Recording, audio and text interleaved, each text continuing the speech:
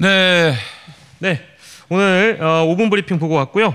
그리고 저희가 매일 또 연결을 하고 있습니다. 오늘의 민주당. 네, 오늘의 민주당은 지금 현재 어떤 상황인지 최혁진 이재명 캠프 총괄선대위 정책본부의 부본부장님 연결하겠습니다. 어서 오십시오.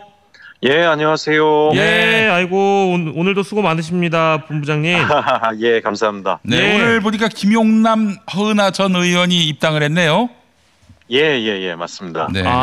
입당식을 그러면 치르고 들어가신 거죠? 네. 예, 네. 맞습니다. 예. 뭐 이제 지지 선언 이후에 또 이제 중도 보수 인사들의 유입이 또 민주당에 많아지고 있는 것 같은데요. 자, 네. 저기 외연 확장 움직임과 또 보수 지역에서 도드라지는 또 지지율 상승 효과를 지난주까지 이재명 후보가 얻어왔던 것이 주지의 사실인데 지금 네. 전체 지지율이 전체 여론조사들을 좀 통계를 내보면 약간 지지도가 이재명 후보 쪽이 빠져 있다라는 분석들이 있는 것 같아요. 하락 네네. 추이를 혹시 어떻게 그 선대위에선 보고 계신지 궁금하네요.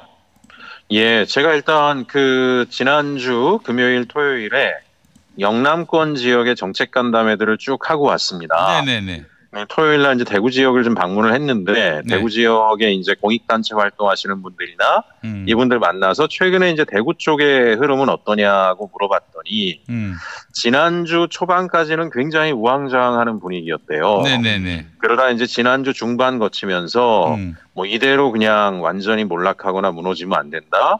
지더라도 일정한 정도의 뭐 보수의 진용, 위용을 좀 보여줘야 된다 그러면서 상당히 캠프에서. 결집을 하고 있고요. 예. 영남 지역이. 예. 그리고 유세하는 뭐 활동이란 유세 운동 뭐 이런 것들도 굉장히 큰 변화가 있었대요. 그러니까 예. 이제 지난주 초까지는 좀 전반적으로 좀 약했다라면 지난주 중반 지나고 주말 가까우면서는 굉장히 조직적으로 선거운동에 나서고 그러면서 이제 보수 진영이 조직 정비들을 해나가는 과정 속에 이제 보수 결집이 이루어지고 있는 것이 뭐 여론조사에 반영이 되고 있는 거다.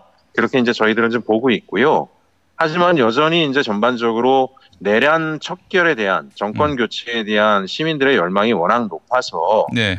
그 바람이 분다고 하여도 그걸 넘어설 정도의 파고까지 되기는 어려울 것이다라고 보고 있으나 네. 다만 어쨌든지 간에 투표라고 하는 건 실제 이루어졌을 때 그 결과로 나타나는 거기 때문에 네. 투표율을 어떻게든지 간에 높여내는 것만이 확실한 내란 척결 또 정권 교체를 통해서 헌정수호로 나아가는 길이다라고 하는 저희들의 입장은 뭐 강구하게 유지하고 있습니다. 네. 참 네. 그 지지율 관리도 뭐 당연히 선대위 차원에서 필요하실 테고 네네. 또 최종적으로 이제 사전 투표도 나아가선 본 투표가 이루어질 때까지 긴장의 끈을 계속 예, 맞습니다. 늦추지 않겠다라는 말씀으로 저희가 이해하고요. 그래서인지 그 대법관 100명 예. 추진 방안은 접기로 한 것 같아요. 지금 뭐 예, 일단 뭐 연기를 하자 그리고 내부적으로는 좀 뭐 연기해서 하는 게 하더라도 더 낫겠다라고 하는 그 숫자가 상당히 있는 모양이에요. 네네네. 이게 이제 뭐 공정성 시비나 이런 거에 휘둘리고 싶지 않다라는 뜻이기도 한 것 같고 네. 내부에 어쨌든 사법부 내부에 사실은 뭐 여러 가지 의혹들이 있는데 그런저런 의혹에 또 한두 발 걸쳐 있는 분들도 꽤 있지 않을까라는 생각이 들고 네. 그런 분들로서는 좀 상당히 부담스럽겠죠. 네. 예, 뭐 저희는 어쨌든지 간에 사법부가 사법부 내의 자정작용을 분명하게 잘 보여주실 것이다라고 기대를 하고 있습니다. 네. 네. 알겠습니다. 자, 네. 저희가 아까 전에도 그 2차 TV 토론회 얘기를 해왔는데요.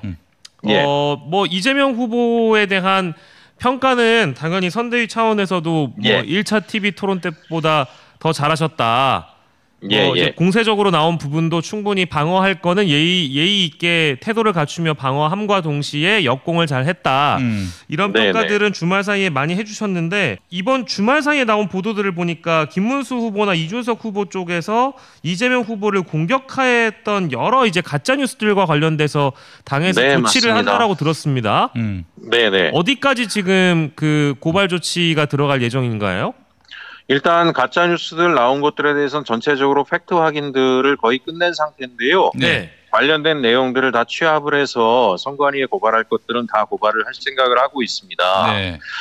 우선 뭐 본인들이 저렇게 나오는 이유는 저희들이 좀 알고는 있습니다. 일단 그 뭐 대한민국의 미래 비전이나 정책적인 준비가 전혀 안 돼 있다라고 하는 부분들에 대해서도 저희는 사실을 좀 확인하고 있는데요.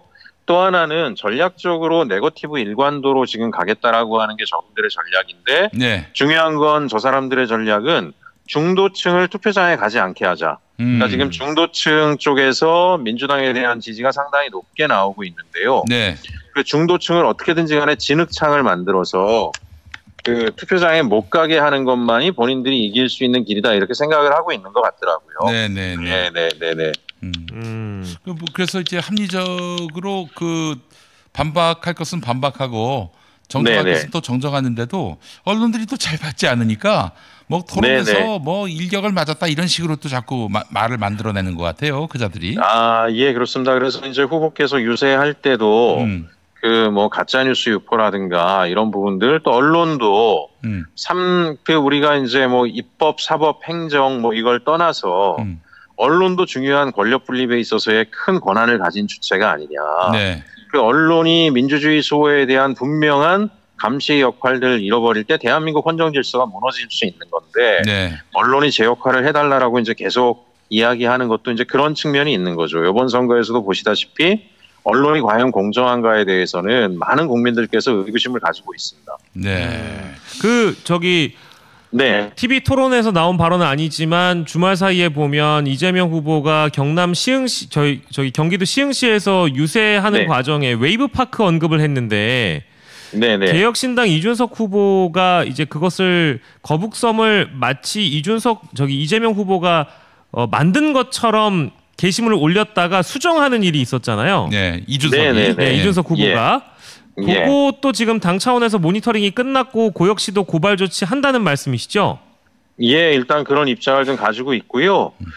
우선 어쨌든지 간에 지금 아닌 말구식으로 막 던지고 팩트 체크도 안 하고 일부 자기들의 지지층 유튜버에서 허위사실 유포되는 거를 마치 사실인 것처럼 올리고 하는 일들을 반복하고 있지 않습니까? 네네. 사실은 이제 선거가 상당히 임박해 있고 이제 저 사람들이 노리는 건 다 그건 것 같아요. 이제 예를 들어서 허위 사실을 빵 터뜨려서 그게 사실이 아니었다라고 하는 것을 다시 주워 담는 데는 시간이 상당히 걸리잖아요. 그렇죠. 그러니까 뭐 일주일밖에 안 남은 선거에서 일단은 뭐 허위 사실이고 뭐고 막 던져놓고 또 자기들은 상대적으로 허위 사실 같은 거 막 던져도 사법적으로 좀 안전하다라고 하는 여전한 황당한 기대를 가지고 있는 게 아닌가.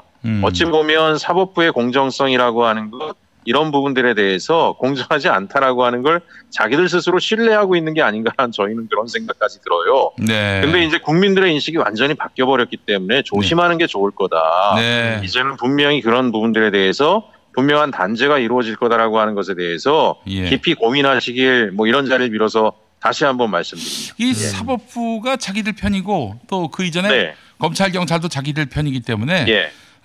민주당에게는 죄가 될 일이라 하더라도 우리에겐 죄가 되지 않는다라고 생각을 해왔던 이런 잘못된 구도를 깨는 것이 이번 대선의 시대 정신이라고 저는 생각합니다. 맞습니다. 예. 자, 그래서 마지막으로 검찰 하나만 개혁이나 이런 부분들은 아주 명확하게 진행을 해야 되겠죠. 예, 맞습니다. 마지막으로 하나만 더 여쭙겠습니다. 네네. 민주노동당 권영국 후보와 단일화해야 한다라는 목소리가 간혹 게시판에 보이는데 뭐 그런 계획이 있습니까?